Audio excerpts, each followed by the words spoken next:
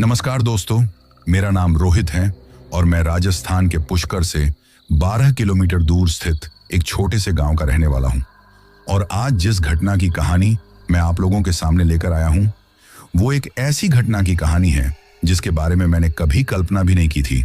और मैं ये बात पूरे दावे के साथ कह सकता हूं कि जो घटना मेरे साथ हुई है वही घटना कहीं ना कहीं या फिर कभी ना कभी आप लोगों में से भी बहुत से लोगों के साथ हुई होगी।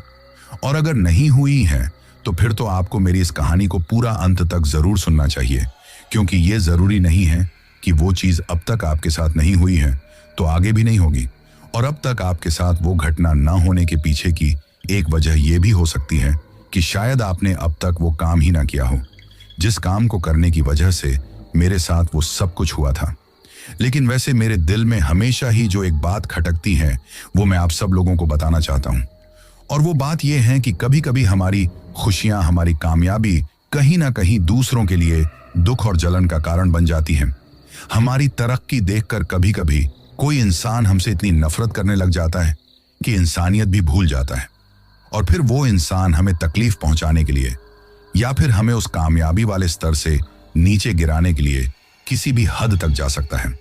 परंतु हम इन सब चीजों से अनजान रहते हैं, क्योंकि हमारी कामयाबी को देखकर जिस भी इंसान को हमसे जलन होती है वो कोई बाहर का व्यक्ति तो होता नहीं है।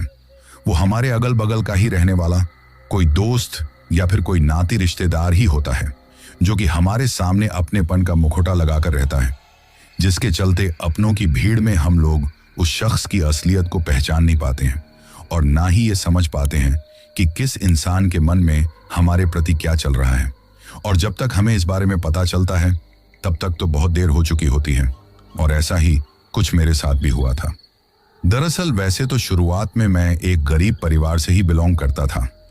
मेरे माँ बाबूजी लोगों के यहाँ खेतों में काम करके हमारा गुजारा करते थे, जिसकी वजह से हमें जैसे तैसे करके 2 वक्त की रोटी नसीब होती थी। हालांकि हमारी खुद की भी खेती बाड़ी की जमीन जायदाद थी, लेकिन जो मेरे चाचा ताऊ थे उन्होंने हमसे लड़ाई झगड़ा करके वो सारी जमीन हमसे हड़प ली थी। और ये सब इस वजह से हो पाया क्योंकि मेरे जो माँ बाबूजी थे वो बहुत ही सीधे स्वभाव के भोले और गरीब लोग थे, जिसकी वजह से अपनी आंखों के सामने सब कुछ होता हुआ देखकर भी वो कुछ नहीं कर पाए थे। अब बस एक रहने का टूटा फूटा सा घर ही हमारे पास बचा था। लेकिन मेरी माँ और बाबूजी ने हमेशा भगवान से यही प्रार्थना की कि मैं कामयाब हो जाऊं। उन्होंने मेहनत मजदूरी करके मुझे पढ़ाया लिखाया, क्योंकि मैं शुरू से ही पढ़ने लिखने में काफी अच्छा था। ऐसे में बड़े होने पर फिर मेरी एक गवर्नमेंट कॉलेज में लेक्चरर की जॉब लग गई। और मैं आपको सच बता रहा हूं कि जब मेरा सिलेक्शन हुआ था तो वो दिन हमारी खुशियों का सबसे बड़ा दिन था। उस वक्त मुझे ये तो पता था कि मेरी कामयाबी देखकर बहुत सारे लोग तकलीफ में होंगे, लेकिन मैं ये भूल गया था कि मेरी कामयाबी किसी के लिए इतनी ज्यादा तकलीफ लेकर आएगी कि वो इंसान अपनी इंसानियत भी भूल जाएगा। खैर, मेरा सिलेक्शन होने पर हम बहुत ज्यादा खुश थे। अब हमें लगने लगा था कि हमारी जिंदगी पूरी तरह बदल जाएगी। सैलरी भी अच्छी खासी थी, किसी तरह की कोई दिक्कत नहीं थी। मेरी माँ बाबूजी ने मेहनत मजदूरी करके मुझे पढ़ाया लिखाया था। ऐसे में किसी का कर्ज भी हमारे ऊपर नहीं था। अब जैसे ही पहले महीने की सैलरी आई, उस दिन मैं बताऊं तो जिंदगी में शायद अपने माँ बाप के चेहरे पर मैंने इतनी खुशी पहली बार देखी थी। अब इसी तरह दिन गुजरने लगे। मेरा घर टूटा फूटा था। ऐसे में मैं अब घर की हालत भी सुधारना चाहता था, इसलिए मैंने अपने घर के पास में ही जो खाली जमीन थी उस पर नया मकान बनाने के बारे में सोच लिया। लेकिन मेरे चाचा ताऊ जो हमसे नफरत करते थे, जलते थे, वो अब हमारी आंखों के सामने अच्छा बनने का ढोंग करने लगे, हमारे सामने अच्छा बनने की कोशिश करने लगे थे। लेकिन उनकी असलियत तो मैं जानता था, पर कहता कुछ नहीं था। वही मकान बनाने की पूरी प्लानिंग करने के बाद शुभ मुहूर्त के हिसाब से अब मकान की नींव लगाई गई। जिस दिन मकान की नींव लगाई थी उस दिन मुझे और मेरे घर वालों को बहुत ज्यादा खुशी हो रही थी। परंतु मकान के शुभ मुहूर्त के बाद में उस रात जब हम सो रहे थे, मैं भी अपने घर के छोटे से कच्चे से कमरे में उस वक्त सो रहा था, तो मुझे ऐसा लगा जैसे मेरे कमरे में कोई मेरे पास में खड़े होकर अजीब सी डरावनी आवाज निकाल रहा है। ये महसूस होते ही घबराते हुए मैंने आंखें खोली तो कुछ भी नहीं था। अब मैं फिर आंखें बंद करके सो गया। अभी मुझे नींद आई ही थी कि तभी मुझे एहसास हुआ जैसे मेरे कमरे में एक साथ बहुत सारे बच्चे भाग रहे हैं। उनके हंसने की आवाज मुझे साफ सुनाई दे रही थी, लेकिन मैंने जब आंखें खोलकर देखा तो वहां पर कोई नहीं था। शायद कोई बुरा सपना देखा है। ये सोचकर मैं फिर से सोने के लिए लेट गया। मुझे सोए हुए कुछ ही वक्त हुआ था कि फिर से मुझे ऐसा लगा जैसे मेरे पलंग पर बहुत सारे बच्चे उछल कूद कर रहे हैं। ये महसूस होते ही मैंने हड़बड़ाते हुए देखा तो मुझे नजर तो कुछ नहीं आया, लेकिन ऐसा लगा जैसे मेरे पलंग के पास में जो खिड़की थी उससे कूद कर कोई भाग गया है। इन सब की वजह से मैं बहुत ज्यादा घबरा गया और हिम्मत करके खड़ा होकर खिड़की से बाहर देखा, लेकिन कुछ भी नजर नहीं आया। शायद मेरे मन का भ्रम है। ये सोचकर मैंने इस बात पर भी ज्यादा ध्यान नहीं दिया और सो गया। अगले दिन सुबह होते ही मकान का काम भी शुरू हो गया था। मिस्त्री भी आ गए थे। मैं तैयार होकर कॉलेज के लिए निकल गया था। मैं अपने ही गांव के बस स्टैंड से बस पकड़कर पास के ही कस्बे में अपनी कॉलेज में जाया करता था। ऐसे ही रोज आने जाने का सफर करता था। समय गुजरने के साथ मकान का काम तो चलने लगा, लेकिन रोज कोई ना कोई रुकावट आने लगी थी। कभी किसी मिस्त्री से किसी बात को लेकर झगड़ा हो जाता, तो कभी घर में ही कोई प्रॉब्लम हो जाती थी। कभी मेरे बाबूजी बीमार हो जाते तो कभी माँ बीमार हो जाती। इन सब की वजह से दिक्कतें बढ़ती ही जा रही थी, पर मैं मकान का काम नहीं रोकना चाहता था। फिर एक दिन मेरी एक शर्ट जो मैंने नहाने के बाद धोकर सूखने के लिए घर के बाहर रस्सी पर डाली थी, वो गायब हो गई। मैंने उसे बहुत ढूंढा, क्योंकि अभी कुछ दिन पहले ही उसे खरीदा था और वो नई शर्ट थी, लेकिन मुझे मेरी शर्ट मिली ही नहीं। अब सोचा शायद हवा में ही कहीं उड़ गई होगी या कोई कुत्ता बिल्ली ले गया होगा, इसलिए इस बात पर ज्यादा ध्यान नहीं दिया। लेकिन उस रात जब मैं सो रहा था तो मुझे अपने कमरे में कुछ अजीब सा महसूस हुआ।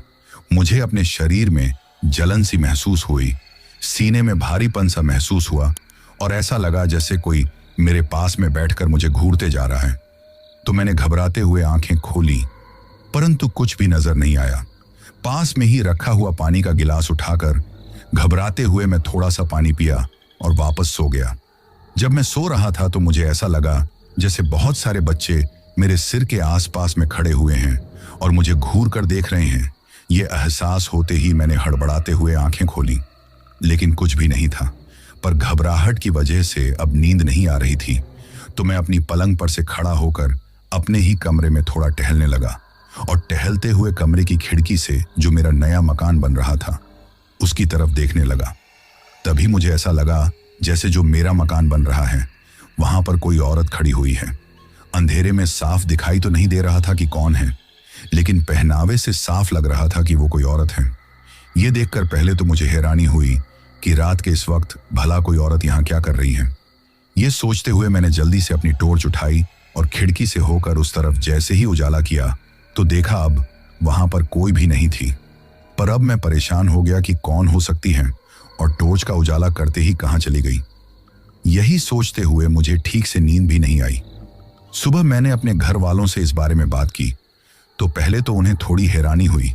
फिर मेरी माँ बोली कि हो सकता है कि पास में जो गजरी हैं वो हो सकती हैं, वैसे भी आए दिन रात हो या दिन हो कहीं भी घूमती रहती हैं। ये कहते हुए उस औरत के बारे में बताने लगी। वैसे हमारे गांव में एक औरत थी गजरी, जिसकी दिमागी हालत ठीक नहीं थी। अपने पति की मौत की बाद से उसका दिमागी संतुलन बिगड़ गया था और वो रात को उठकर कहीं भी भाग जाती थी। तो अब मैंने भी सोचा कि हाँ, वही हो सकती हैं। इसलिए मैंने ज्यादा इस बात पर ध्यान नहीं दिया और इसे नजरअंदाज कर दिया। परंतु मकान के काम में भी लगातार कोई ना कोई रुकावट आ रही थी, लेकिन मैं चाहता था कि जल्दी से जल्दी मकान बन जाए और ऐसे में बहुत सारी रुकावटों के बाद भी मेरा मकान भी बन गया था। वैसे मैंने एक साथ में 2 मंजिल 2 माले का मकान बनवाया था। इसके लिए मैंने अपने एक दोस्त की मदद से, जो बैंक में ही जॉब करता था, बैंक से होम लोन भी ले लिया था। अपनी आंखों के सामने अपने घर को बनते हुए देखकर मैं और मेरे माँ बाबूजी बहुत ज्यादा खुश थे। अब जो घर की ओपनिंग होती है, जो हमारे यहाँ पर नांगल बोलते हैं, उस पर भी हमने अपने कुल देवता और देवी देवताओं के नाम पर पूरे गांव को भोज करवाया। अब हर कोई गांव में मेरी ही बातें कर रहा था कि इतनी जल्दी मैं इतना प्रोग्रेस कर लिया है। लेकिन जब घर की ओपनिंग के बाद सब लोग खाना खाकर चले गए और मैं अपने कमरे में सो रहा था, तो आज अपने मकान को अपनी आंखों के सामने बनता हुआ देखकर, ये सब कुछ देखकर मैं बहुत खुश था और इन्हीं सब के बारे में सोचते हुए मैं सो गया। तभी जब मैं नींद में था तो रात को मुझे अपने कमरे में तेज तेज से किसी के भागने की आवाज आई, जैसे कोई बहुत तेज तेज भाग रहा है। ये महसूस होते ही घबराते हुए मैंने अपनी आंखें खोली तो मुझे ऐसा लगा जैसे कोई मेरे कमरे की खिड़की से होकर भाग गया। ये देखकर मैंने जो पीछे की तरफ कमरे की खिड़की खुलती थी उससे बाहर की तरफ देखा तो पीछे एक काली बिल्ली थी जो घूम रही थी। अब मैंने सोचा शायद ये बिल्ली ही मेरे कमरे में से निकालकर भाग होगी, लेकिन मैंने तो सोते वक्त कमरे की खिड़की अच्छे से बंद की थी, तो फिर ये खुल कैसे गई? ये सोचकर थोड़ी हैरानी तो हुई, फिर अपने आप से बोला हो सकता है कि मैंने ही ठीक से बंद ना किया होगा। ये सोचते हुए मैंने इस बात पर ज्यादा ध्यान नहीं दिया और खिड़की को बंद करके वापस आकर अपने बिस्तर पर सो गया। अब हर रात मुझे यही सब कुछ महसूस होता। कभी लगता जैसे कमरे में कोई भाग रहा है, कभी लगता कोई मेरे पास में बैठा मुझे घूरते जा रहा है, तो कभी लगता जैसे कोई धीमी आवाज में मेरे कानों में कुछ कह रहा है। जब मैं आंखें खोलकर देखता तो मुझे ना कुछ सुनाई देता ना कुछ दिखाई देता था। ऐसे में मैं यही सोचता कि मेरे मन का भ्रम है और मैंने इन बातों पर ध्यान देना ही छोड़ दिया था। इसी तरह दिन गुजर रहे थे। वही अपनी होम लोन की मंथली किस्त चुकाने के बाद भी इतनी सैलरी बच जाती थी, हमारा गुजारा भी अच्छे से हो जाता था। इसी तरह जिंदगी गुजर रही थी। अब मेरे माँ बाबूजी मेरी शादी करना चाहते थे। मैंने भी अपनी शादी का फैसला अपनी घर वालों के ऊपर छोड़ दिया था। उस वक्त मेरे लिए एक से बढ़कर एक रिश्ते आ रहे थे और ऐसे में ही एक रिश्ता मेरे माँ बाबूजी को काफी पसंद आया। लड़की का नाम शिवानी था और लड़की देखने में भी काफी खूबसूरत थी। हमने हमारी कई रिश्तेदारों में होकर लड़की के बारे में, उनके घर वालों के बारे में पूछताछ की तो घर परिवार भी काफी अच्छा था, लड़की भी काफी संस्कारी थी। ऐसे में इनकार करने की तो कोई वजह ही नहीं हो सकती थी। फिर रिश्ता तय कर दिया गया और बड़े ही धूमधाम के साथ मेरी शादी की तैयारी होने लगी। मैं अपने माँ बाबूजी का इकलौता बेटा था और मेरी जॉब भी लग गई थी, तो मेरे माँ बाबूजी मेरी शादी बड़े ही धूमधाम से करना चाहते थे। हर माँ बाप का सपना होता है अपनी बेटा बेटी की शादी धूमधाम से करना। हमारे घर में शादी की तैयारी हो रही थी। ना तो हम लोगों ने दुल्हन के लिए बहुत सारे कपड़े खरीदे थे, ऐसे में एक रेड कलर का शादी का जोड़ा भी खरीदा था। हमारे पड़ोस में से औरतें उन सभी सामानों को देखने के लिए आ गई थीं। उनके साथ मेरे चाचा ताऊ के परिवार से भी सब औरतें आई थीं। वे सभी शादी का सामान देखते हुए उसकी तारीफ करते जा रही थीं। फिर उसके बाद माँ ने शादी का जोड़ा और सारा सामान अलमारी में रख दिया था। फिर जब मेरा लगन टीका आया तो लड़की वालों ने अपनी तरफ से मुझे एक गाड़ी दहेज में दी।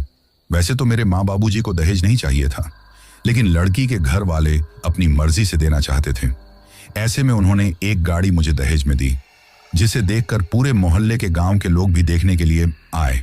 हर कोई मेरे माँ बाबूजी को बता रहा था कि उनका बेटा बड़ा होनहार है, जिसने पहले तो इतना अच्छा मकान बना लिया और अब तो भगवान की दया से उनके पास सब कुछ आ जाएगा। ऐसे में फिर शादी के दिन मैं दूल्हा बनकर उसी गाड़ी में बैठकर जाने वाला था। बारात जाने की तैयारी हो रही थी। तभी मेरी माँ घबराते हुए वहां पर आई और मुझसे कहा, बेटा कुछ बात करनी है। तो मैं उनके साथ अंदर कमरे में गया। उन्हें इतना परेशान देखकर मैंने उनसे पूछा कि बात क्या है। तो उन्होंने बताया कि जो दुल्हन का जोड़ा रखा हुआ था उसमें से उसका पल्लू थोड़ा सा कटा हुआ है। ये देखकर मैं खुद भी हैरान रह गया कि ऐसे कैसे हो सकता है। हमने जाकर देखा कि वो पल्लू ऐसा लग रहा था जैसे किसी ने जल्दीबाजी में काटा था। ये देखकर माँ बहुत ज्यादा परेशान थी कि ये तो अवशकुन हो गया। तो मैं उन्हें समझाते हुए बोला, ऐसा कुछ नहीं है, शायद किसी चूहे ने काट दिया होगा, कोई बात नहीं, आप इस जोड़े को रहने दो, वैसे और बाकी के जोड़े हैं उन्हें भेज दो। तो वो बोली, लेकिन ये जोड़ा हमने हमारी तरफ से दुल्हन के लिए खरीदा है। तो मैं बोला, कोई बात नहीं, वैसे भी शादी का दुल्हन का जोड़ा तो लग्न में आ ही गया है, तो कोई दिक्कत नहीं है। ये कहते हुए माँ को समझाया और फिर बड़े मेरी बारात रवाना हो गई थी। आज मेरी खुशी का एक यादगार बड़ा दिन था। बड़े ही धूमधाम से मेरी शादी हुई और शिवानी मेरी दुल्हन बनकर मेरे घर में आ गई। जब गाड़ी में से उतरकर हम आए तो मेरी माँ हमारी आरती उतारने के लिए आई। उन्होंने आरती उतारी और बड़े ही लाड़ प्यार से अपनी बहू को अंदर ले जाने लगी। लेकिन घर के अंदर कदम रखते ही जैसे शिवानी को अचानक चक्कर से आ गए। वो गिरने वाली थी कि पास में खड़ी हुई औरतों ने उसे संभाल लिया और सोचा शायद शादी के इन फंक्शन में नींद पूरी नहीं हुई होगी, साथ में बहुत ज्यादा थकान भी हो जाती है, ऐसे में चक्कर आ रहे होंगे। फिर उसे लेकर अंदर चली गई। उसके बाद बाकी की रस्में निभाई गई। अब मेरी और शिवानी की सुहागरात थी। जब मैं कमरे में गया तो घबराई सी शिवानी बेड पर बैठी हुई थी, तो मैं उसके पास जाकर बैठ गया और उसका हाथ अपने हाथों में लेकर उससे बातें करने लगा। धीरे धीरे वो भी मुझसे अच्छे से बातें करने लगी थी। धीरे धीरे हमारे बीच की सारी दूरियां मिट गई। हम दोनों एक दूसरे में खो गए। फिर हम दोनों बातें कर रहे थे कि तभी बार बार मेरे कमरे की खिड़की खटखटाने की आवाज आने लगी। ये सुनकर मैं बोला, कौन हो सकता है? तो शिवानी बोली, पता नहीं, एक बार देखते हैं। तो मैंने जाकर खिड़की खोलकर देखा। कोई नहीं था, लेकिन खिड़की खोलते ही एक तेज हवा का झोंका अंदर आया, जिससे ऐसा लगा जैसे पल भर में ही कमरे में बदबू फैल गई हो। फिर मैंने खिड़की को बंद किया। शिवानी मेरी तरफ देखते हुए बोली, कौन है? तो मैं बोला, कोई नहीं है, शायद किसी ने मजाक किया होगा, वैसे भी रात काफी हो गई है। अब हम बात करते हुए फिर सो गए। अभी मुझे नींद आई थी कि तभी मुझे अपने कमरे में किसी औरत के चलने की आवाज आई।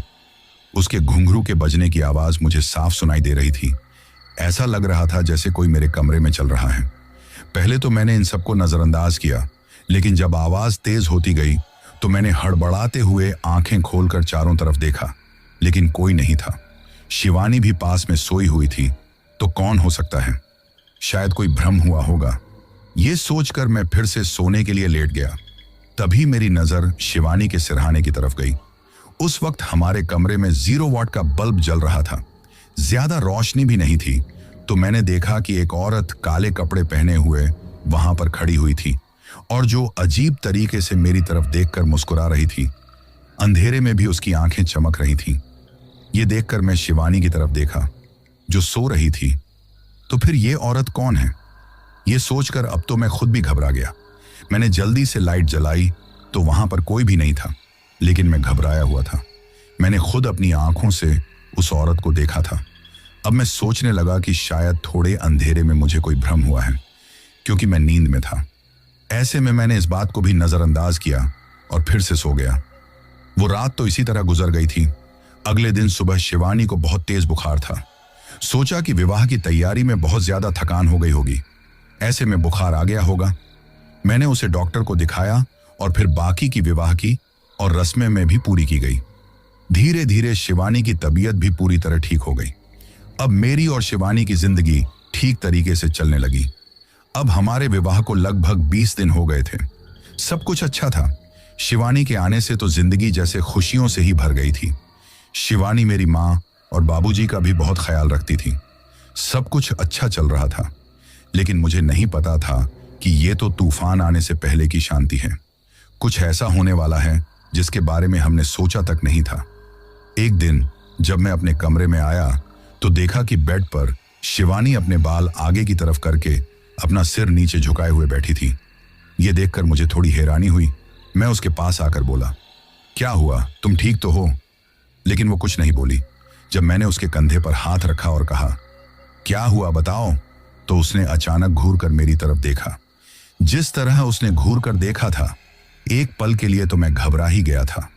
वो अजीब तरह से मेरी तरफ देख रही थी और फिर मेरी कॉलर पकड़कर मुझे अपने करीब खींच लिया। ये देखकर मैं कुछ समझ पाता उससे पहले ही वो मुझ पर जानवरों की तरह टूट पड़ी और मेरे साथ अश्लील हरकतें करने लगी। ये देखकर मैं बोला, अरे यार थोड़ा रुक तो जाओ। लेकिन जैसे उस पर तो खुद का कंट्रोल ही नहीं था। इन बीते हुए दिनों में पहली बार उसने ऐसा किया था। मैं भी अब धीरे धीरे उसमें खोने लगा, उसका साथ देने लगा। मैंने सोचा शायद अब धीरे धीरे उसकी हिचकिचाहट और घबराहट थोड़ा कम हुई है, इसलिए मैंने भी ज्यादा ध्यान नहीं दिया। उस रात शिवानी का कुछ अलग ही रूप देखने को मिला था। वो इतनी रोमांटिक भी हो सकती है, मैं खुद नहीं सोच सकता था। फिर हम दोनों थक कर सो गए। तभी मुझे अपने कमरे में किसी के हंसने की आवाज सुनाई देने लगी, जैसे कोई जोर जोर से हंस रहा है। ये सुनकर मैंने हड़बड़ाते हुए आंखें खोलकर चारों तरफ देखा। हंसने की आवाज तो आ रही थी, लेकिन कमरे में था कोई नहीं। शिवानी भी सो रही थी। अब मैं घबराते हुए बोला, कौन है, कौन है? तभी शिवानी की नींद खुल गई और वो बोली, क्या हुआ? तो मैं उसे कुछ बताता, उससे पहले ही अचानक हंसने की आवाजें बंद हो गई थी। अब मैं बोला, कुछ नहीं, और फिर से सोने के लिए लेट गया। लेकिन ये मेरे साथ क्या हो रहा है? मैं खुद नहीं समझ पा रहा था। कभी सोचता कि मुझे भ्रम हुआ है, ऐसा कुछ नहीं था। फिर हम दोनों सो गए। अगले दिन सुबह जब मैं कमरे से बाहर निकला तो देखा कि एक पड़ोस की औरत मेरी माँ से बात कर रही थी। मैं भी वहां पर चला गया तो वो पड़ोस की औरत बता रही थी, कल रात मैं पास के ही शहर से अपने रिश्तेदार के अस्पताल से समाचार लेकर अपने बेटे के साथ लौट रही थी तो मैंने शिवानी को छत पर देखा था। वो घर के छज्जे के आगे की तरफ पैर लटकाकर बैठी हुई थी और उसके पूरे बाल आगे की तरफ थे। उन लोगों ने उसे आवाज भी लगाई पर उसने कोई जवाब नहीं दिया। ये कहते हुए वो मेरी तरफ देखकर बोली, बेटा शिवानी की तबीयत तो ठीक है ना? तो मैं बोला, हाँ तबीयत तो ठीक है। और ये आप क्या कह रही हैं? शिवानी सारी रात मेरे साथ कमरे में थी। ऐसा कुछ नहीं है। अब वो औरत बोली, बेटा मैं यही 10 बजे के आसपास की बात बोल रही हूं, जबकि मुझे अच्छे से याद था कि मैं और शिवानी लगभग 12 बजे के आसपास सोए थे। तो उस वक्त शिवानी मेरे साथ में थी। तो मैं बोला, नहीं आपको कोई गलतफहमी हुई है, ऐसा कुछ नहीं है। तभी मेरी माँ बोली, मैंने कहा ना कि गजरी होगी, मेरी बहू रात के वक्त ऊपर क्यों जाएगी? ये सुनकर अब वो औरत भी ज्यादा कुछ नहीं बोली और वहां से चली गई। तो मेरी माँ बोली, इस गजरी ने भी जीना हराम कर दिया है। लगता है पीछे की तरफ जो नीम का पेड़ है उससे चढ़कर छत पर आ गई होगी, लेकिन छज्जे पर बैठने की क्या जरूरत थी, गिरकर कुछ हो जाता। ये कहते हुए मेरी माँ तो जो मोहल्ले की पागल औरत थी उस पर ही शक कर रही थी कि शायद वही हो सकती है। उसके बाद मैं हमेशा की तरह तैयार होकर नाश्ता करके अपनी गाड़ी से कॉलेज जाने के लिए निकल गया। फिर शाम को जब मैं कॉलेज से लौट रहा था तो हमारे गांव में अंदर जाने से पहले एक पुलिया पड़ती है जो एक नदी है, उसके ऊपर बनाई गई है। जब मैं उस पुलिया के ऊपर होकर गुजरने लगा तो मैंने देखा कि एक लड़की थी जो उस पुलिया के किनारे खड़ी हुई थी और अपने दोनों हाथ आगे की तरफ किए हुए, गर्दन नीचे किए हुए उस पुलिया से नीचे की तरफ देख रही थी। ये देखकर मैं हैरान रह गया कि ये लड़की यहां पर क्यों खड़ी है, कहीं ये अपनी जान देने की कोशिश तो नहीं कर रही है। ये सोचते हुए मैंने उस लड़की के पास जाकर अपनी गाड़ी रोकी और उसे रोकने के लिए आवाज लगाते हुए उसकी तरफ भाग कर गया। तो उस लड़की ने घूर कर मुझे देखा तो मेरे होश उड़ गए थे, क्योंकि वो लड़की कोई और नहीं, मेरी ही पत्नी शिवानी थी। अब शिवानी को देखकर मेरे होश उड़ गए और मैं हड़बड़ाते हुए बोला, शिवानी तुम यहां?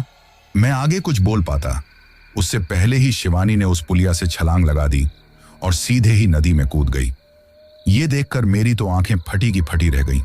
मैं भागते हुए नहर में देखने लगा और शिवानी शिवानी आवाज लगाने लगा। उस वक्त मैं बहुत ज्यादा घबरा गया था, कुछ भी समझ में नहीं आ रहा था।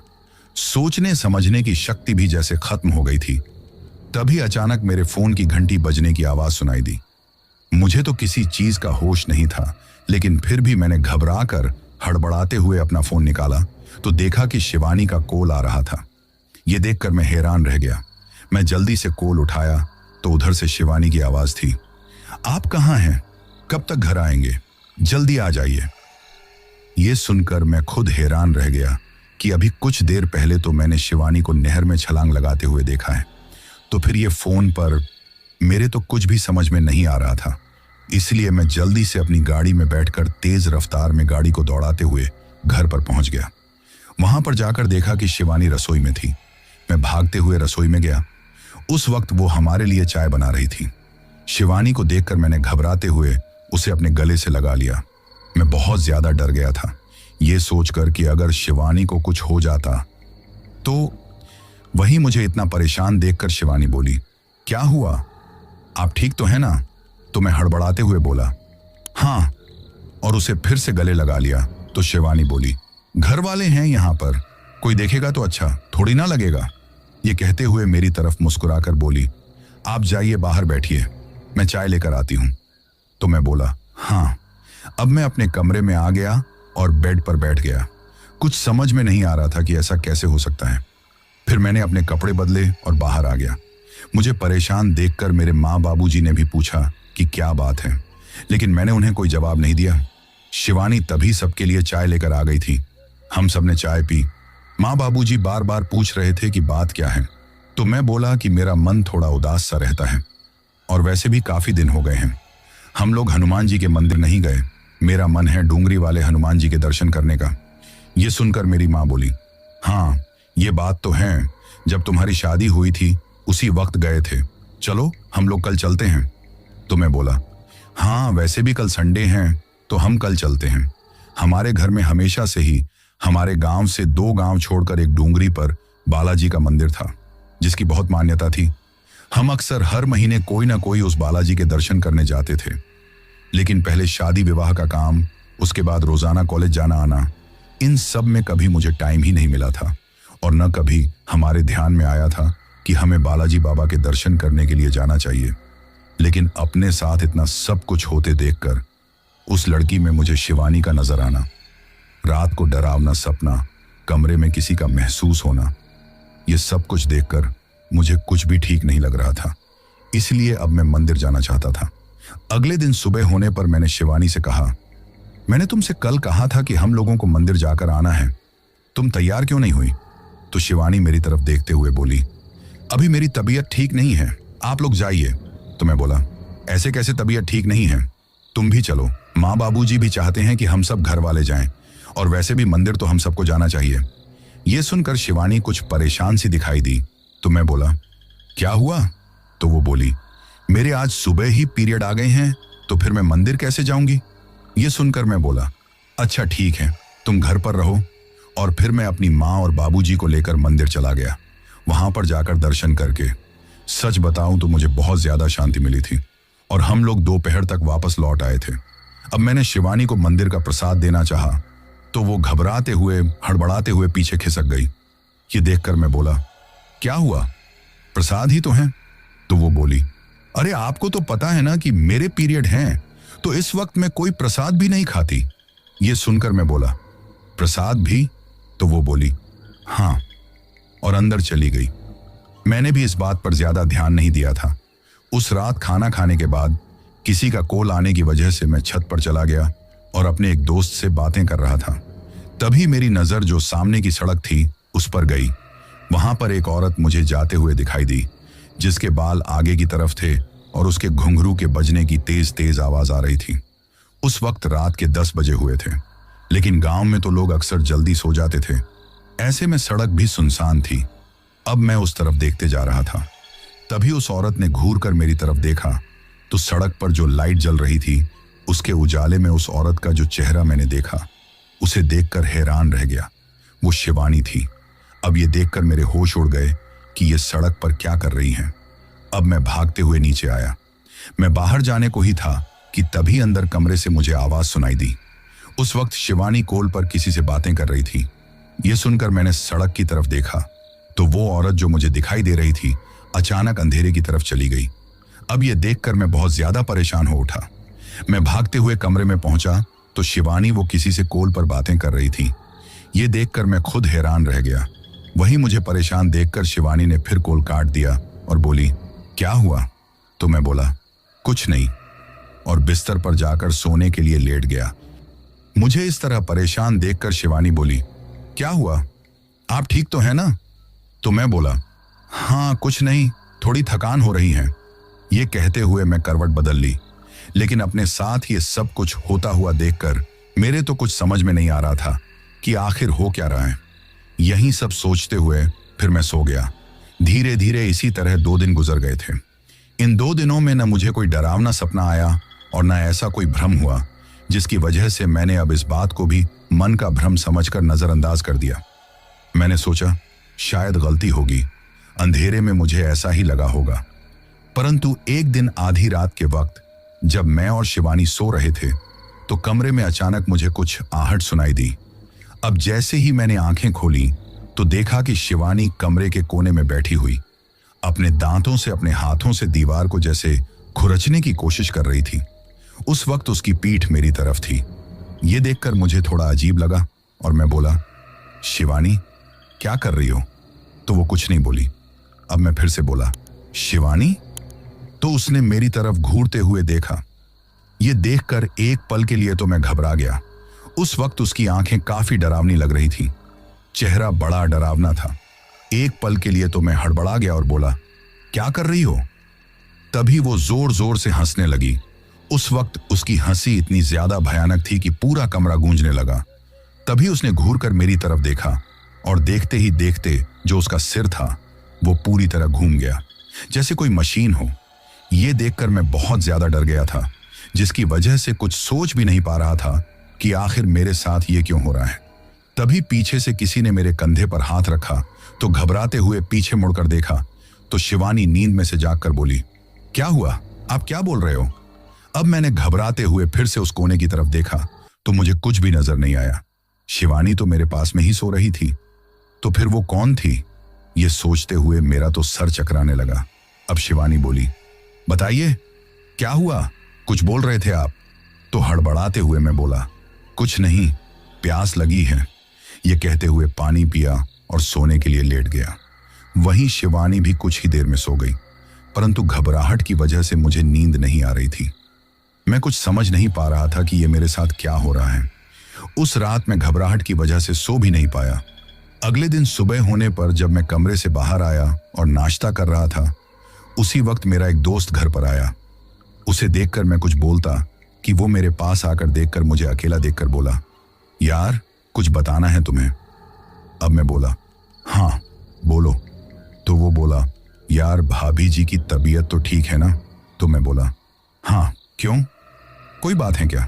अब वो बोला, देखो गलत मत समझना, जो सच है वही मैं तुम्हें बता रहा हूं। ये सुनकर मैं बोला, हाँ बताओ क्या बात है? तो वो बोला कि अक्सर गांव के लोग कहते हैं कि भाभी जी रात के वक्त आगे की तरफ छज्जे पर पैर लटकाकर अपनी बाल बिल्कुल आगे की तरफ करके बैठी रहती हैं।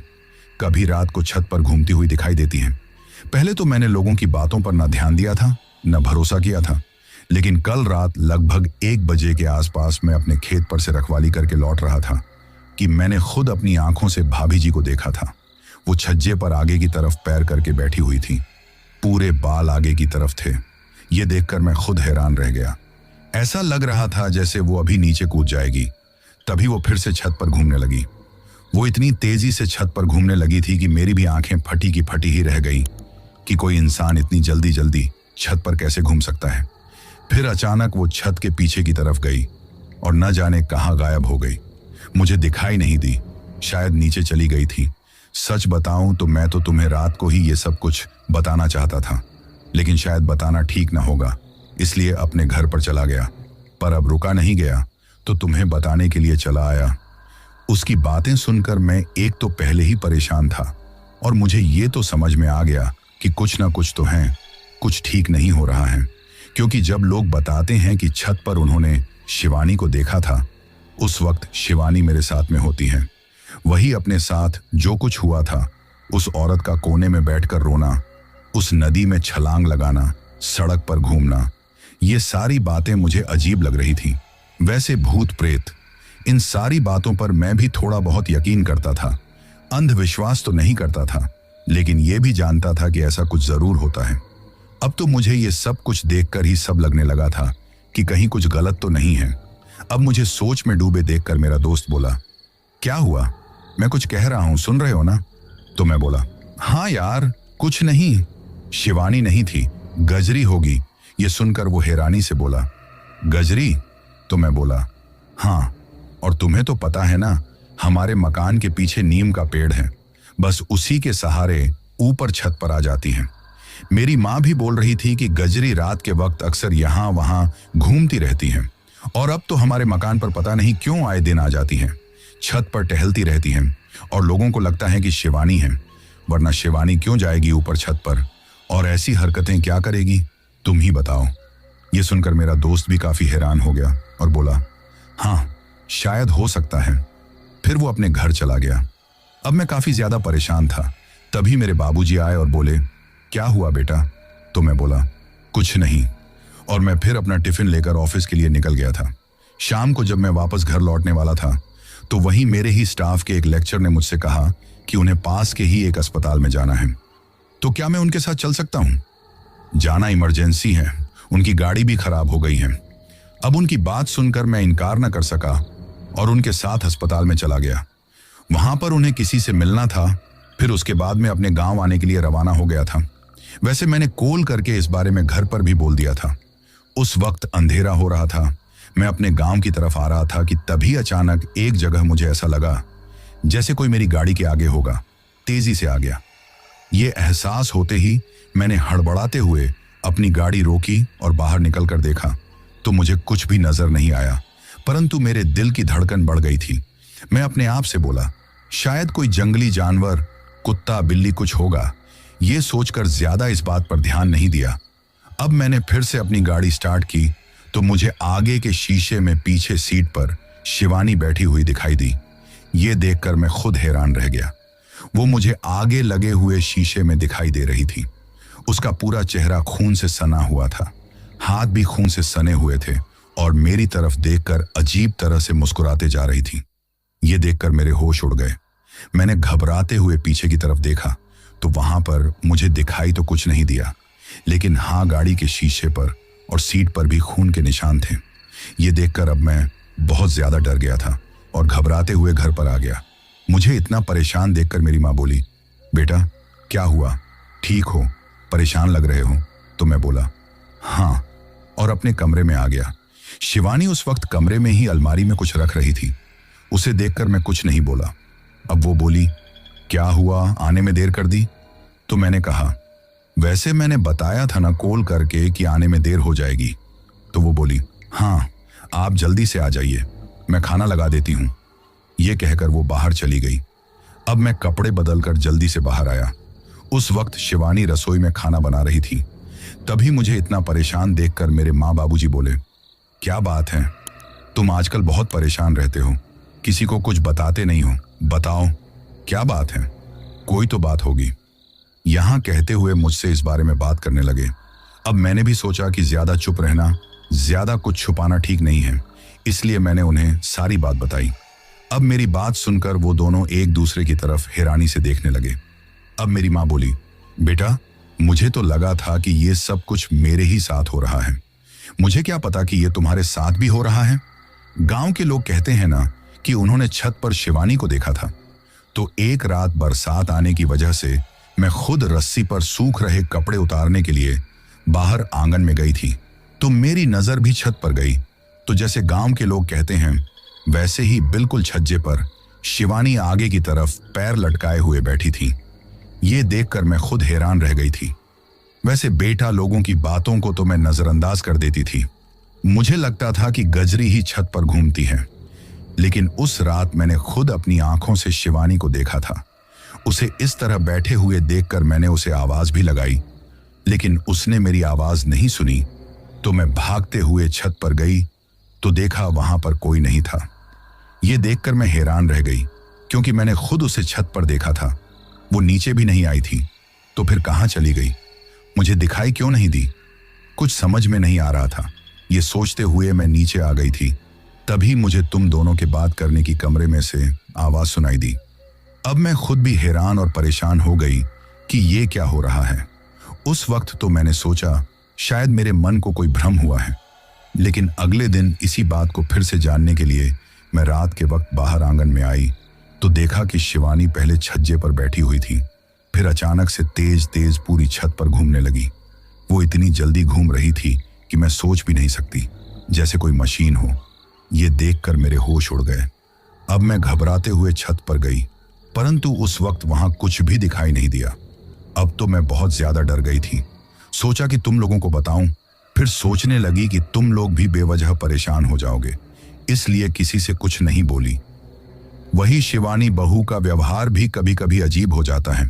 वो एक साथ में ही बहुत सारा खाना खा जाती हैं, चारों तरफ गंदगी फैला देती हैं, तो कभी बिल्कुल ठीक हो जाती हैं, और जब कुछ पूछती हूँ तो उसे कुछ याद भी नहीं रहता।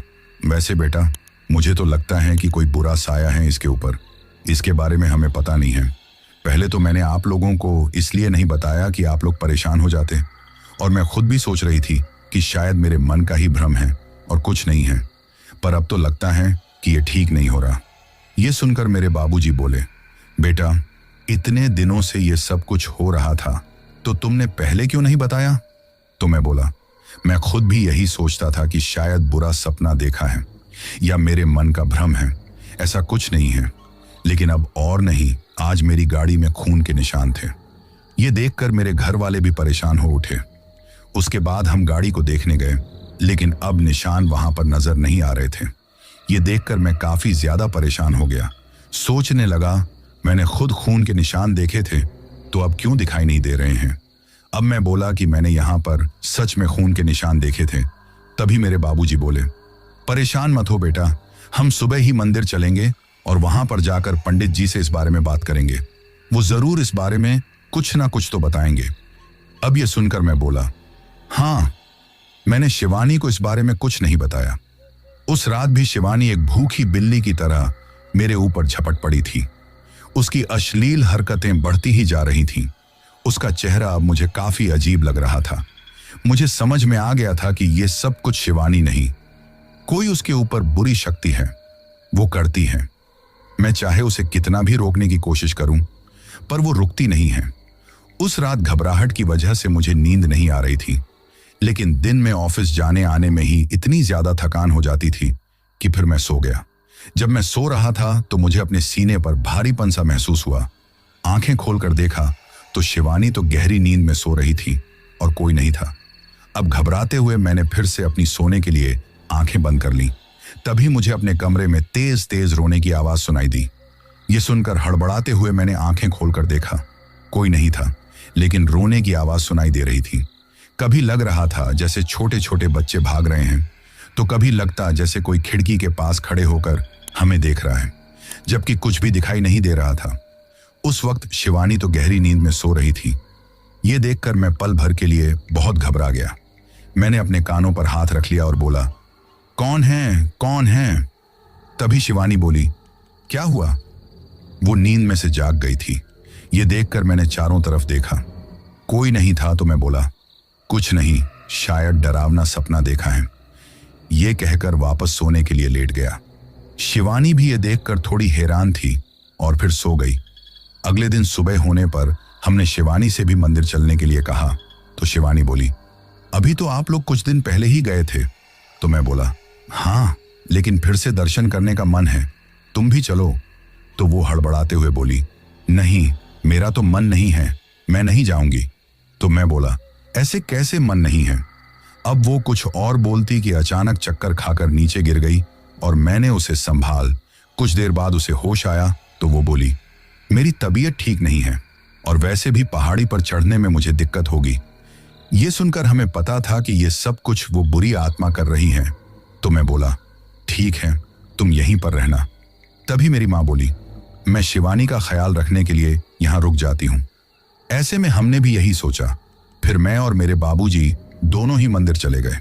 वहां के पंडित जी हमें जानते थे, तो हम दोनों बाप बेटे को देखकर बोले, आओ बैठो। उस वक्त दोपहर के वक्त वहां पर कोई नहीं था। अब मैं और मेरे बाबूजी दोनों ही पंडित जी के सामने बैठ गए। तो पंडित जी बोले, बहुत परेशान लग रहे हो। ये सुनकर बाबूजी बोले, हाँ, ऐसी ही बात है। ये कहते हुए जब मैंने और बाबूजी ने पंडित जी को सारी बात बताई तो पंडित जी भी थोड़े परेशान हो गए। उन्होंने कहा, उसके ऊपर किसी बुरी आत्मा का साया है जो ये सब कुछ कर रहा है। ये कहते हुए हमारे गले में जो हनुमान जी के नाम का ताबीज बंधा हुआ था उसकी तरफ देखकर कहा, तुम्हारे तीनों के गले में तो ये ताबीज है, लेकिन उसके गले में कुछ नहीं है, इसलिए ये बुरी आत्मा उसके ऊपर असर कर रही है। मुझे याद आया कि जब शिवानी मेरे करीब आती थी तो मुझे पहले ही वो ताबीज खोलने के लिए बोल देती थी। उसका कहना था कि फिजिकल रिलेशन बनाते समय ताबीज का गले में होना ठीक नहीं है, और मैं भी बिना कुछ कहे ताबीज खोलकर एक तरफ रख देता था। शायद उसे इस ताबीज का डर था, और सुबह जब ऑफिस जाता तो ताबीज पहनकर चला जाता और ऑफिस से लौटकर कपड़े बदलते समय उस ताबीज को भी खोलकर रख देता। ये बात मुझे अब समझ में आ रही थी कि शायद इस ताबीज से उसे डर लगता था और उसने मुझे इसे खोलने के लिए कहा था, लेकिन मुझे इसका मतलब नहीं पता था। अब पंडित जी की बात सुनकर हम परेशान हो गए, तो मैं बोला, कुछ तो कीजिए बाबा, उस बुरे साए की वजह से मेरी पत्नी बहुत तकलीफ में है और हम सबको भी बहुत तकलीफों का सामना करना पड़ रहा है। अब बाबूजी बोले, बड़ी उम्मीद के साथ आपके यहाँ आए हैं कि आप इन सब से छुटकारा दिला देंगे। हमारी बात सुनकर पंडित जी बोले, देखो, मैं अगले शनिवार को तुम्हारे वहां पर आऊंगा। अभी शनिवार को आने में लगभग 5 दिन हैं, तभी मैं कुछ कर सकता हूं। तब तक तुम अपनी पत्नी के गले में यह ताबीज बांध देना। बालाजी बाबा के नाम का ताबीज मुझे देते हुए पंडित जी बोले। ये सुनकर हम बोले ठीक है। उसके बाद बालाजी बाबा के दर्शन करके हम वापस लौट आए। जब घर पर पहुंचे तो देखा कि मेरी माँ के सिर में पट्टी बंधी हुई थी। ये देखकर हम घबराते हुए उसके पास गए तो वो घबराते हुए बोली, पता नहीं दोपहर को शिवानी को क्या हो गया था। रसोई में खड़े होकर अजीब तरह की आवाज निकाल रही थी। जब मैंने पूछा कि बेटा क्या हुआ, तो मेरी तरफ देखा भी नहीं। जब मैंने उसके कंधे पर हाथ रखा तो उसने घूर कर मेरी तरफ देखा। उस वक्त उसका अजीब सा चेहरा लग रहा था। उसकी आंखें बड़ी डरावनी लग रही थीं और उसने हाथ बढ़ाकर मेरे बाल पकड़कर मुझे एक तरफ फेंक दिया, जिससे ये चोट लग गई।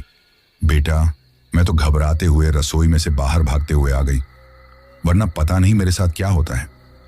ये कहते हुए माँ घबरा रही थी। ये सुनकर हम लोग बहुत परेशान हो गए। तभी मेरी माँ रोते हुए बोली, बेटा उसके ऊपर कोई बुरी शक्ति है, कुछ करो। ये सुनकर बाबूजी माँ को पंडित जी की बात बताने लगे। वहीं मुझे अब शिवानी की चिंता सताने लगी कि वो ठीक है या नहीं। ऐसे में मैं भागते हुए कमरे में गया तो वो कमरे में कहीं दिखाई नहीं दी। मैं कमरे में उसे आवाज लगाते हुए ढूंढने लगा था कि तभी अचानक मुझे कुछ अजीब सी आवाज सुनाई दी।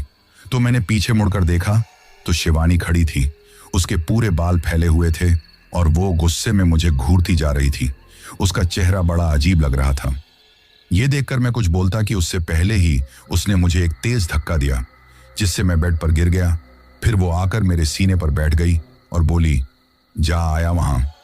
पर पूछा आया उनसे कि मैं कौन हूं।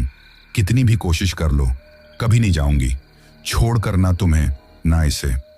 ये कहते हुए गुस्से में मुझे घूरती जा रही थी। उस वक्त उसकी आवाज बड़ी ही अजीब लग रही थी। ऐसा लग रहा था जैसे औरत की आवाज नहीं, मर्द की मिली जुली आवाज है। अब मैं कुछ बोलता हूं, उससे पहले ही तभी वो जोर जोर से अजीब तरीके से चिल्लाने लगी। उसके चिल्लाने की आवाज सुनकर मेरी माँ और बाबूजी भी वहां आ गए। उसका इस तरह का रूप देखकर वो दोनों भी घबरा गए थे और उसे मेरे सीने पर से हट जाने के लिए बोलने लगे। तभी मैंने जो पंडित जी ने शिवानी के लिए जो ताबीज मुझे दिया था उसे निकाला और उसके गले में पहनाने की कोशिश की, तो उसने जोर से मेरा हाथ पकड़ा और झटक दिया, जिसकी वजह से ताबीज दूर जाकर गिर गया और वो गुस्से में जोर जोर से चिल्लाने लगी। उसके चिल्लाने की आवाज इतनी ज्यादा भयानक थी कि पूरा घर गूंजने लगा था। ये देखकर हम सब लोग बहुत ज्यादा परेशान हो गए। अब मेरी माँ कुछ सोचकर भागते हुए बाहर गई और कुछ देर में गंगा जल लेकर आई। उसने गंगा जल के छींटे शिवानी के ऊपर जैसे ही डाले तो शिवानी दर्द से तड़पते हुए चिल्लाने लगी और फिर शिवानी बेहोश होकर नीचे गिर गई। तो हमने जाकर उसे मैंने उसे उठाकर बेड पर लिटा दिया। उसकी हालत देखकर हम बहुत ज्यादा परेशान थे और उसे होश में लाने की कोशिश कर रहे थे। तब लगभग आधे घंटे के बाद उसे होश आया। अब वो हमारी तरफ हैरानी से देखने लगी। उसे कुछ भी याद नहीं था। उसने बताया कि उसे तो सुबह से ही कुछ याद नहीं है। अब हम सब लोग और ज्यादा परेशान हो उठे। तभी मैंने शिवानी को आराम करने के लिए बोला तो वो आराम करने के लिए बेड पर लेट गई और फिर अजीब तरीके से चिल्लाने लगी। ये देखकर हमने उस तरफ देखा तो वो हवा में लहरा रही थी। ये देखकर हम सबकी सांसें गले में ही अटक गई थी। हम घबराते हुए उस तरफ देखते ही जा रहे थे। वहीं वो जोर जोर से हंसने लगी और बोली, किसी को नहीं छोड़ूंगी, किसी को नहीं, सबको साथ लेकर जाऊंगी, कोई नहीं रह सकता यहां पर, कोई नहीं। ये कहते हुए जोर जोर से हंस रही थी। अब तो हम लोग बहुत ज्यादा डर गए थे। ऐसे में ज्यादा रुका नहीं गया और मैं फिर शिवानी को उस कमरे में बंद करके माँ बाबूजी को मैंने शिवानी पर नजर रखने के लिए कहा। अब वो लोग खिड़की में से शिवानी पर नजर रख रहे थे, जो जोर जोर से चिल्ला रही थी, और मैं जल्दी से अपनी गाड़ी लेकर सीधे ही मंदिर जाने के लिए रवाना हो गया। वहां मुझे आए देखकर पंडित जी बोले, मुझे पता था बेटा तुम जरूर आओगे, तुम्हारे घर में क्या हो रहा है मुझे एहसास है। अब मैं बोला, जल्दी से चलिए बाबा, शनिवार का इंतजार मत कीजिए, वो बुरी शक्ति हमारे घर में किसी को जिंदा नहीं छोड़ेगी, जल्दी से चलिए, वो शिवानी को मार डालेगी। अब मुझे इस तरह घबराते देखकर पंडित जी बोले, घबराओ मत बेटा, सब ठीक हो जाएगा, चलो। ये कहते हुए वो मेरे साथ घर आने के लिए रवाना हो गए। वही हमने जब जाकर देखा तो शिवानी जोर जोर से कमरे से बाहर आने के लिए दरवाजा खटखटा रही थी। ये देखकर मेरे माँ बाबूजी बहुत ज्यादा डरे हुए थे। जब हम लोग वहां पर पहुंचे तो पंडित जी ने जैसे ही दरवाजा खोला तो उसे देखकर शिवानी गुस्से में चिल्लाते हुए बोली, तू रोकेगा मुझे, तू रोकेगा। ये कहते हुए कमरे में जो सामान था ना उनकी तरफ देखा और सारा सामान हवा में उड़कर नीचे गिरने लगा। ये सब कुछ होता हुआ देखकर हम लोग घबरा रहे थे। तभी वो गुस्से में चिल्लाते हुए पंडित जी की तरफ बढ़ी तो पंडित जी ने एक माला हाथ में लेकर कुछ मंत्र बोलना शुरू कर दिया, जिसकी वजह से वो जोर जोर से चिल्लाने लगी और तड़पने लगी थी। वहीं फिर भी वो चिल्लाते हुए बोली, किसी को नहीं छोड़ूंगी, लेकर जाऊंगी इसे। ये कहते हुए आगे बढ़ने लगी तो पंडित जी ने कुछ मंत्र बोलते हुए अपने झोले में से थोड़ी सी भभूति जो वो अपने साथ लेकर आए थे वो शिवानी के ऊपर डाल दी तो वो बेहोश होकर गिर गई। अब मैंने तुरंत उसे गोद में उठाकर बेड पर लिटा दिया तो पंडित जी उसकी तरफ देखकर और पूरे मकान को देखते हुए कुछ सोचते हुए आंखें बंद कर ली। फिर आंखें खोलकर हमारी तरफ देखते हुए बोले, तुम्हारे घर में जब से तुम्हारा ये मकान बना है तभी से काला जादू और तंत्र मंत्र का प्रयोग किया गया है। इसका असर तो तुम्हें जब तुमने मकान बनाने की शुरुआत की थी उसी वक्त तुम्हें दिखाई दे गया होगा। ये सुनकर अब मुझे सारी बातें याद आने लगी और मैं बोला, हाँ। वही मेरे घर वाले भी बोले, हाँ, कभी कभी ऐसा लगता था जैसे कोई हम घूर रहा है, कभी कुछ अजीब सा लगता था, कभी रोने चिल्लाने की आवाज आती थी। तो वो पंडित जी बोले, हाँ, ये सब कुछ तंत्र मंत्र और काली जादू की वजह से ही हो रहा है। तुम्हारे अपनों ने ही, जो तुमसे जलते हैं, उन्होंने ही ये सब कुछ किया है ताकि तुम आगे ना बढ़ पाओ, क्योंकि तुम्हें आगे बढ़ते हुए देखकर वे लोग खुश नहीं हैं, तुम्हारी खुशी से जलते हैं, इसलिए उन्होंने ये सब कुछ किया है। ये कहते हुए मेरी तरफ देखकर कहा, बेटा, निशान तो तुम थे, तुम्हें ही काली शक्तियों का तंत्र मंत्र का निशाना बनाया था, लेकिन बालाजी बाबा ने तुम्हारी रक्षा की। ऐसे में वे लोग और भी ज्यादा गुस्से में थे। फिर जब तुम्हारी शादी होने वाली थी तो इतनी धूमधाम से तुम्हारी शादी होते देखकर वो ये बर्दाश्त न कर पाए। दुल्हन के कपड़ों को देखने आई थी, ना तो दुल्हन की शादी के जोड़े का पल्लू काट कर ले गई ताकि उस पर तंत्र मंत्र कर सके, परंतु उस जोड़े को तो तुम लोग लेकर नहीं गए, लेकिन वो तंत्र मंत्र सीधा असर कर गया। जब ये दुल्हन बनकर आई तो पहले दिन ही घर में कदम रखते ही बुरी शक्तियों ने इस पर कब्जा कर लिया था और तभी से वो लगातार इसको परेशान कर रही है। तुम्हारे साथ जो कुछ हो रहा था वो बुरी शक्तियों कर रही हैं।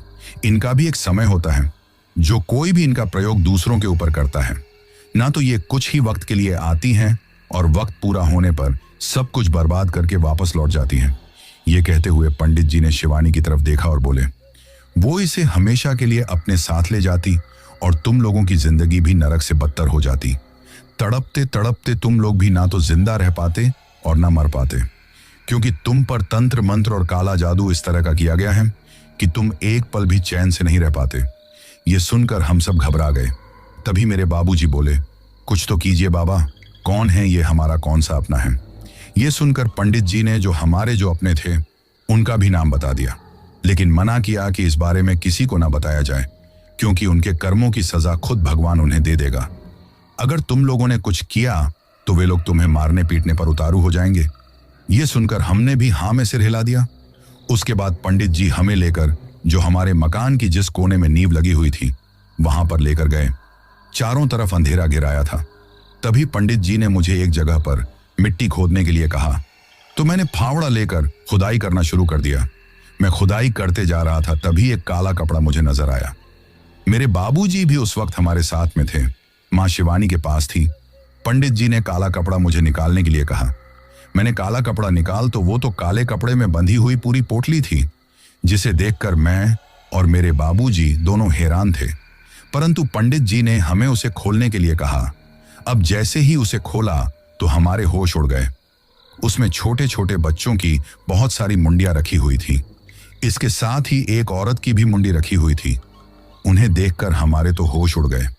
हमें तो पता ही नहीं था कि हमारे मकान की नींव के पास में ऐसा कुछ भी दफन है।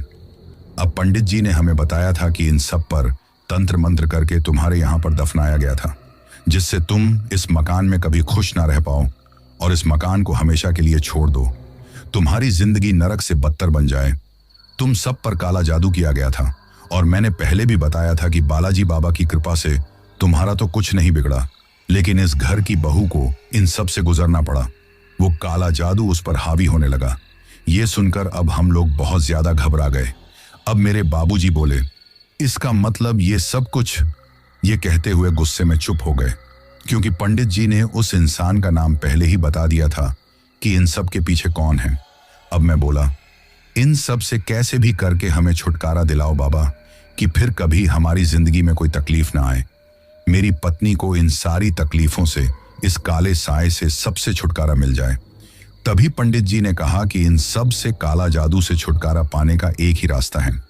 अभी और इसी वक्त घर की तरफ देखे बिना ही इन सब को लेकर, और जो शादी का जोड़ा है उसे लेकर पुष्कर पहुंच जाओ, और वहां पर जो पवित्र झील है उसमें जाकर इन्हें बहा दो, जिससे तुम्हें तो हमेशा के लिए छुटकारा मिल जाएगा।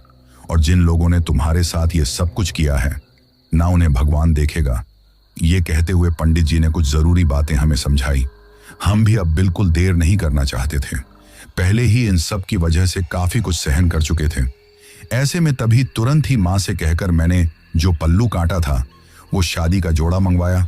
वही शिवानी के पहने हुए एक जोड़ी कपड़े भी मंगवाए। फिर शिवानी के ऊपर पंडित जी ने अंदर जाकर एक नारियल लेकर 7 बार उसे नारियल को से नजरें उतारी, और वो नारियल भी हमें दे दिया। उसके गले में मेरी मां ने बालाजी बाबा के नाम का लॉकेट पहना दिया। अब मैं और मेरे बाबूजी गाड़ी से ही तुरंत पुष्कर जाने के लिए रवाना हो गए थे। वही जब हम पुष्कर जा रहे थे तो जो पोटली बाबूजी ने अपने हाथ में ले रखी थी और मेरे पास में बैठे हुए थे, उसमें से तेज तेज रोने की आवाज आने लगी। लेकिन पंडित जी ने साफ कहा था कि काली शक्तियां हमें डराने की, रोकने की पूरी कोशिश करेगी, परंतु हमें घबराना नहीं है। ऐसे में हम लोग घबरा नहीं रहे थे। अब हमें ऐसे लगने लगा जैसे कोई गाड़ी में जोर जोर से चिल्ला रहा है, अपने आप को छोड़ देने के लिए कह रहा है। लेकिन हम एक पल भी नहीं घबराना चाहते थे। तभी गाड़ी को चलाने में मुझे दिक्कत होने लगी, तो मैंने तुरंत हनुमान चालीसा अपनी गाड़ी में स्टार्ट कर दी, जिसकी वजह से सब कुछ शांत हो गया और मैंने पुष्कर जाने के लिए तेज रफ्तार में गाड़ी दौड़ा दी। रात को लगभग 10 बजे के आसपास हम लोग पुष्कर पहुंचे। वहां जाकर जो झील थी उसमें हमने बिना देरी किए हुए जो सब लाए थे, हमने वो सारी पोटली, शिवानी के कपड़े, सब कुछ उस पवित्र जल में डाल दिए। जैसे ही हमने ये डाला तो कुछ देर के लिए बहुत सारी चीखें, चिल्लाने की आवाज हमें सुनाई दी, जो कुछ ही देर में शांत हो गई थी। अब ये सब कुछ करने के बाद हमने जैसे एक चैन की सांस ली। मन ही मन भगवान को याद करके इन सब से छुटकारा पाने की प्रार्थना की। अब हम लोगों ने जल्दी से उस झील में स्नान किया। मंदिर के पट तो बंद हो चुके थे। ऐसे में हम लोग फिर वहां से आने के लिए रवाना हो गए। मैंने रास्ते में कॉल करके अपनी मां से शिवानी के बारे में पूछा, तो बताया कि उसे होश आ गया है, लेकिन कुछ भी याद नहीं है। वही अब हम घर पर आ पहुंचे। पंडित जी भी वहीं पर बैठे हुए थे। उसके बाद पंडित जी ने हमें और बातें समझाई। इसके बाद मैं अपनी गाड़ी से उन्हें उनके घर तक छोड़कर आया। अगले दिन सुबह होते ही हमने घर में रामायण पाठ करवाया, जिससे घर में सुख शांति रह सके और सारी बुरी शक्तियां दूर चली जाए। फिर शिवानी के साथ कुछ भी गलत नहीं हुआ। हाँ, जो कुछ हुआ था उसके बारे में उसे याद नहीं था, और हम लोगों ने भी वो परेशान ना हो इसलिए उसे कुछ भी नहीं बताया। अब मेरे साथ फिर ऐसी कोई घटना नहीं हुई। हम लोगों ने अब पूजा पाठ पर ज्यादा ध्यान देना शुरू कर दिया। सुबह जब मैं तैयार होकर कॉलेज के लिए निकलता, उससे पहले हनुमान चालीसा का जरूर पाठ करता। इन सब का असर ये दिखा कि हमारे घर में धीरे धीरे खुशियां लौटने लगी थी। वही जिसने, हमारे अपने ने, ये सब कुछ हमारे साथ में करवाया था, उसके घर में अब वही सब कुछ होने लग गया जो कभी हमारे घर में होता था, क्योंकि काली शक्तियों ने हमारे घर से जाने के बाद उनके ऊपर हमला बोल दिया था। क्योंकि पंडित जी ने बताया था कि काली शक्तियों निश्चित समय के लिए आती हैं, और अगर इन्हें निश्चित समय से पहले दुनिया की कोई शक्ति वापस नहीं भेज सकती। हमें तो हमारे घर में बालाजी बाबा की कृपा से उन सब से छुटकारा मिल गया। लेकिन अब जितने भी काली शक्तियों के दिन बाकी थे, हमारे जिन अपनों ने उन्हें बुलाया था, उनके घर में कभी किसी के बीमार होने की खबर सुनाई देती। हमेशा लड़ाई झगड़ा, आर्थिक तंगी, ये सब कुछ उनके साथ होने लगा, और शायद उन्हें एहसास भी हो गया था कि ये उनके ही बुरे कर्मों का नतीजा है। लेकिन किसी को बता भी तो नहीं सकते थे। बस यही कहते थे कि पता नहीं किसने हमारे ऊपर काला जादू करवा दिया है। ये कहते हुए लोगों से सीधे मुंह तो कहते नहीं थे, लेकिन सारा इल्जाम हमारे ऊपर डालते थे। हम लोगों को वे लोग तकलीफ देना चाहते थे, लेकिन बालाजी बाबा की कृपा से हमारे घर में अब सुख शांति है। अब इस घटना को लगभग 6 महीने का समय होने को आया और अब मेरी पत्नी शिवानी इस वक्त 2 महीने की प्रेग्नेंट भी है। हम लोग अपनी जिंदगी में अब खुश हैं, लेकिन हमारा पूरा ध्यान अब बालाजी बाबा की भक्ति में है, जिससे आगे हमें इस तरह की कोई तकलीफ ना हो। मैंने आप लोगों को अपनी इस घटना के बारे में इसलिए बताया है कि कभी कभी हमारे अपने ही हमारी खुशियों से इस तरह जल जाते हैं कि हमें तकलीफ पहुंचाने के लिए किसी भी हद तक जा सकते हैं, लेकिन भूल जाते हैं कि अच्छे कर्म हो या बुरे कर्म लौट कर वापस जरूर आते हैं। हम जैसा जिसको देंगे वैसा ही हमें मिलेगा, क्योंकि कहा गया है ना, जैसी करनी वैसी भरनी। फल जरूर मिलता है हमारे कर्मों का। इसलिए अगर किसी के साथ अच्छा ना कर सको तो कभी भूलकर बुरा भी ना करना, क्योंकि ऊपर वाला सब देखता है। वैसे किसी ने सच कहा है कि हमारी खुशियों से पराए नहीं अपने ज्यादा जलते हैं, पराइयों को हमसे क्या मतलब, अपने हमें में कभी खुश नहीं देख सकते। तो दोस्तों, ये थी हमारी आज की कहानी। कहानी आपको कैसी लगी ये आप मुझे कमेंट बॉक्स में कमेंट करके जरूर बताना।